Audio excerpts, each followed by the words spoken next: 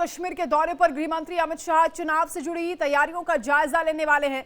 जम्मू में आज घोषणा पत्र भी जारी किया जाएगा बीजेपी की ओर से। शनिवार को जम्मू में रैली भी करेंगे अमित शाह। जो जम्मू के दौरे पर है गृह मंत्री अमित शाह, बेहद खास ये दौरा रहने वाला है।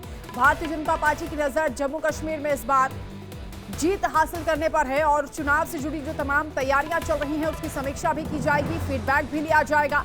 जम्मू में आज घोषणा पत्र भी जारी करेंगे गृह मंत्री अमित शाह। शनिवार को जम्मू में उनकी रैली भी होने वाली है। कार्यकर्ता भी उत्साहित हैं, लगातार तैयारियां की जा रही हैं इस पूरे कार्यक्रम को लेकर। तो गृह मंत्री अमित शाह का जम्मू कश्मीर का यह दौरा भारतीय जनता पार्टी के लिए ऐसे वक्त पर हो रहा है जब विधानसभा चुनावों से पहले पार्टी को कई चुनौतियों का भी सामना करना पड़ रहा है। इन चुनौतियों में कई नेताओं और कार्यकर्ताओं का विरोध और टिकट न मिलने के बाद कुछ एक नेताओं का पार्टी छोड़ना भी शामिल है। इसलिए शाह का यह दौरा बीजेपी के लिए बेहद खास हो सकता है। देखिए रिपोर्ट।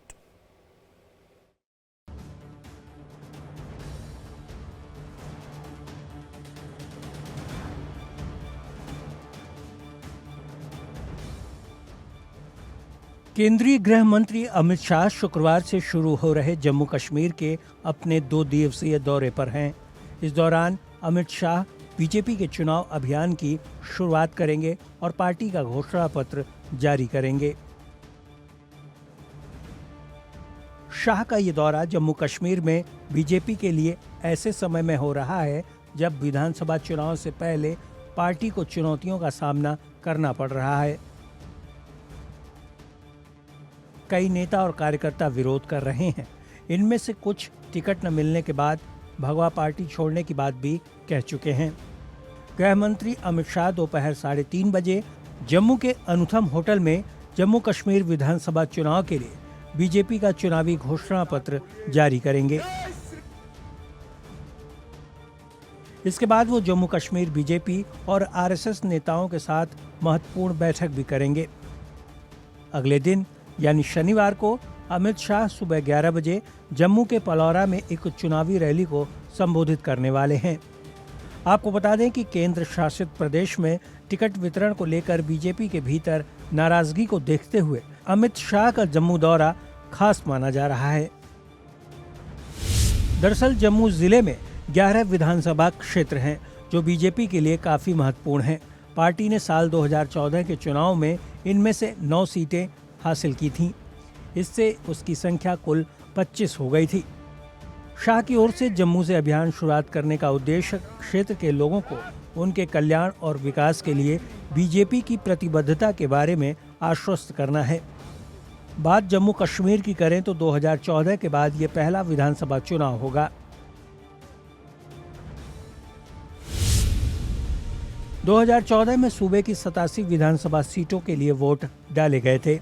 तब पीपुल्स डेमोक्रेटिक पार्टी 28 सीटें जीतकर सबसे बड़ी पार्टी बनकर उभरी थी, तो वहीं बीजेपी को 25 सीटों पर जीत मिली थी। नेशनल कॉन्फ्रेंस ने 15 और कांग्रेस ने 12 सीटें यहां जीती थीं। चुनाव नतीजों में कोई भी दल बहुमत के लिए तब जरूरी सीट 44 के जादुई आंकड़े तक नहीं पहुंच सका था।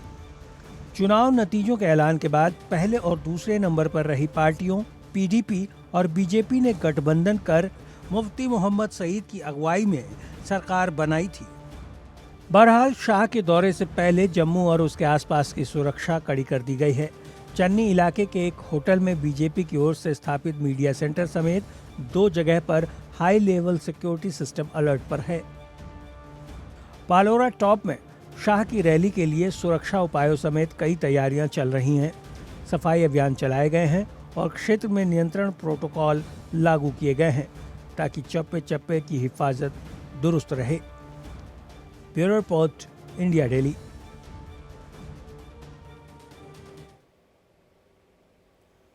उधर बीजेपी ने जम्मू कश्मीर विधानसभा चुनाव के लिए दूसरे चरण के लिए स्टार प्रचारकों की लिस्ट भी जारी कर दी है और इस लिस्ट में प्रधानमंत्री नरेंद्र मोदी का नाम है, केंद्रीय मंत्री जेपी नड्डा हैं, गृह मंत्री अमित शाह इस लिस्ट में हैं, राजनाथ सिंह स्टार प्रचारक बने हैं। इसके अलावा नितिन गडकरी हैं, उत्तर प्रदेश के मुख्यमंत्री योगी आदित्यनाथ का भी नाम इस लिस्ट में है।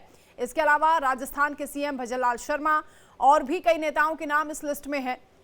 ये लिस्ट आपको दिखा रहे हैं। स्टार प्रचारकों की ये पूरी लिस्ट जारी हो गई है, यानी बीजेपी जम्मू कश्मीर चुनाव में जीत के लिए कोई कोर कसर नहीं छोड़ना चाहती है। पुरजोर यहां पर जोर आजमाइश की जा रही है।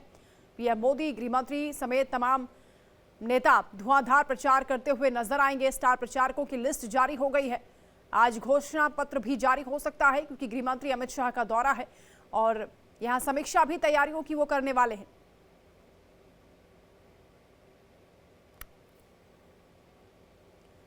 उधर प्रधानमंत्री नरेंद्र मोदी ब्रुनेई और सिंगापुर की अपनी यात्रा पूरी करने के बाद बीती रात स्वदेश लौट आए हैं और यात्रा के दौरान उन्होंने दोनों देशों के टॉप नेतृत्व के साथ ऐतिहासिक संबंधों को मजबूत बनाने के साथ साझेदारी मजबूत करने और दो दक्षिण पूर्व एशियाई देशों से निवेश आकर्षित करने पर व्यापक चर्चा की है।